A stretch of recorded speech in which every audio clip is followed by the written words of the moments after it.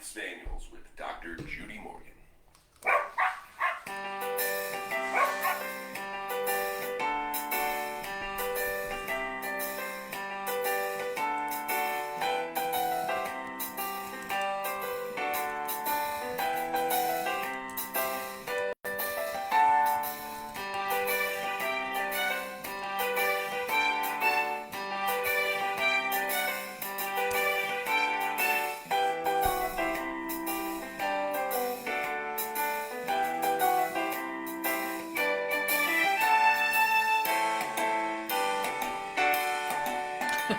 Teresa and Debbie. You guys are always right there. And Beth and Jane. And Jean. It's my morning crew.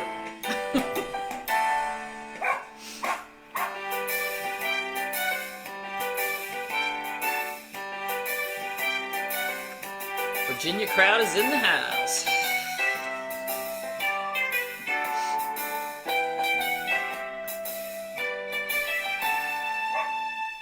Remember, you can purchase all of Dr. Morgan's products. My migraines are gone. www.drjudymorgan.com. It was just a 4-day headache. Now it's time to sit back, relax, and enjoy the show. Freezing cold UK. It's beautiful here. Really beautiful. Really, really nice.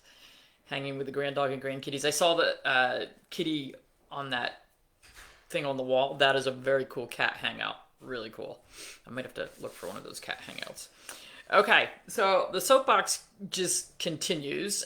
First of all, I had to block somebody from my page because he was just bound, bent, and determined to convince all of you that you should be using Bravecto for your dogs because tick-borne diseases are just so horrible. And he lived in either New Jersey or Pennsylvania, but literally the same neck of the woods I used to live in. And he just kept telling people there was no way you could avoid ticks. And there was no way you could avoid tick-borne diseases if you live in the Northeast. Well, dude, I haven't used chemicals on my dogs for ticks in at least 10 years. And yeah, we don't have tick-borne diseases and we test every year. So, but I had to block him because he just wouldn't take no for an answer. And he was trying to convince everyone on my page, my holistic page, why those chemicals are so good to use in your pets. I looked him up. He's a big dude with a big hairy dog. Very macho. Yeah, well, go be macho somewhere else. Not on my page, dude. We have to go through this again. Crazy guy. Order the lemongrass stuff, dude. Yeah, the dude was not going to go for that. And then, of course, there were new people on the page who, were asking him questions. I'm like, no, don't ask him questions. Thankfully, I don't always have time to go back and see these things. I think it was Jane Lister who pointed it out to me. So first I tried to get kind of cheeky with him and said, he was misinformed and we should all pray for him, which you guys thought was funny. It didn't work. He just kept coming back, and finally I was like, yeah, you're gone. See ya. Yeah, that's a negative here, a real negative here. If you want to talk about that stuff and push it on your page, not mine. He said something like, yeah, you're the same people who think lavender oil cures cancer. Well, how do we know it doesn't? I've never said that, but, be open-minded. Anyway, that was one. Two, I got an email this morning. It might have come in yesterday, I don't know, but I got it this morning.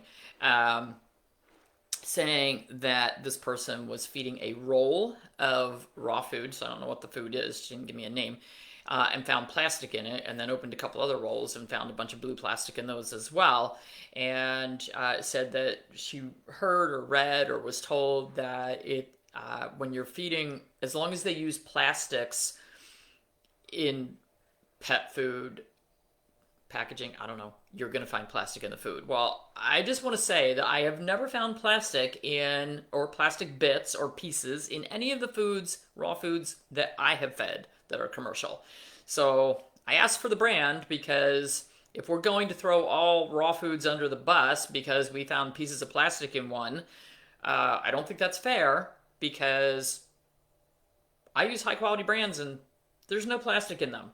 And I don't expect to find plastic in them. And if I ever did find plastic in them, you better believe I would be in touch with them immediately saying WTF. So, yeah, I don't think that that's a fair statement to incriminate all raw foods because you found plastic in one. So let me know the brand. And then I got this lovely email, and I want to really thank this person. I won't put out a name, but I got this email that says, my son is a St. Bernard, a year and a half old. He weighs 175 pounds. Last fall, he walked with a limp, but grew out of that. Well, that makes sense. Year and a half old, probably had Pantosted, huge dog. Seems like his back end is higher than the front, and his back legs are like disproportionate. He acts like he can't get comfortable when he tries to lay down and has a hard time getting up. Well, I asked, was he neutered early? Yes, he was neutered early. So what happens when we neuter them early, the growth plates on the long bones stay open longer. So his hind legs, the bone growth plates stayed open, so they got too long, which is why his back end is higher than his front end, and it probably pushed the hips out of the sockets. This is why we get a lot of hip dysplasia.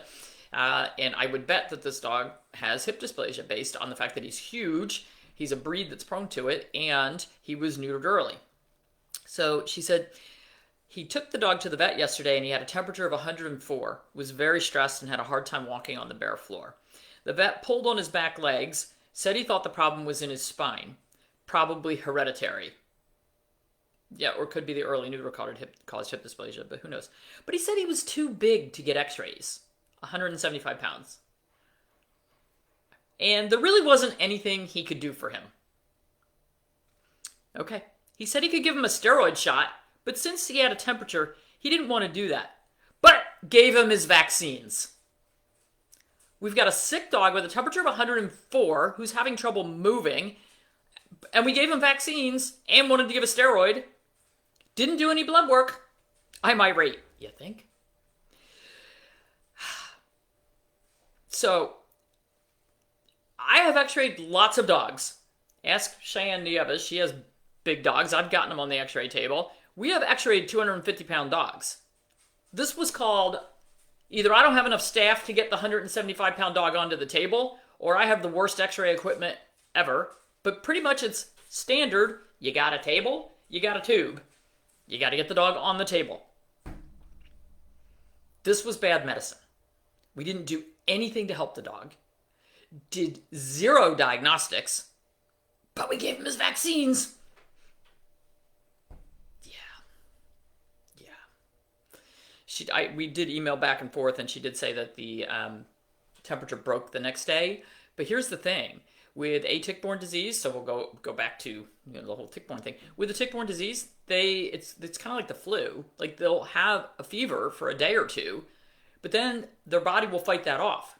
That doesn't mean the disease is gone, and that doesn't mean that this dog won't have problems. So I said this dog needs to get back in. This dog needs to have a tick-borne panel done. The dog needs blood work in general, and we need to get those X-rays and see what the heck is going on.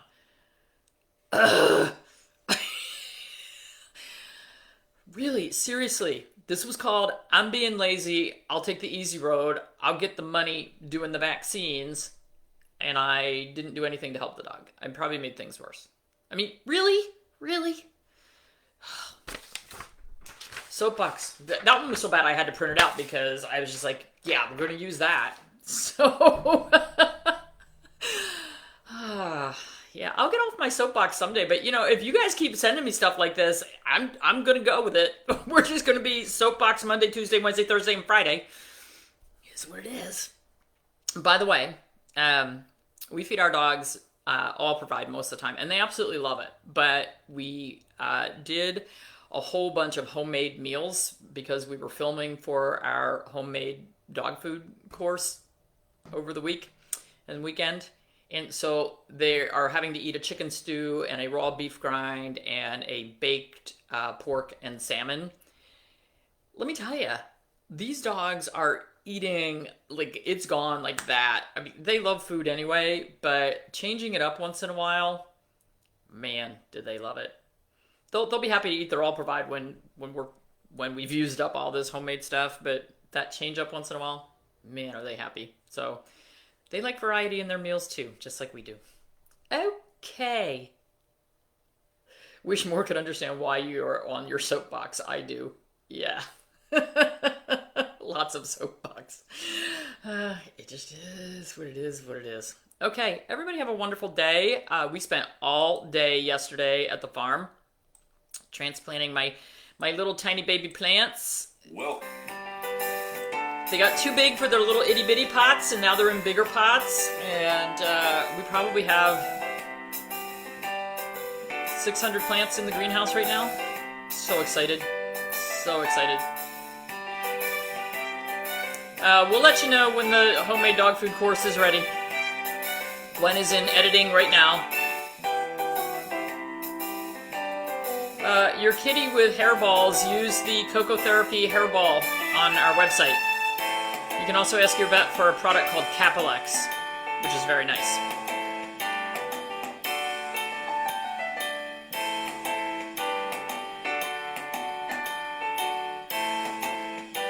Good for you, Sharon, with your IBD Yorkie. Yeah, the early neutering's a problem. Alright, see you guys.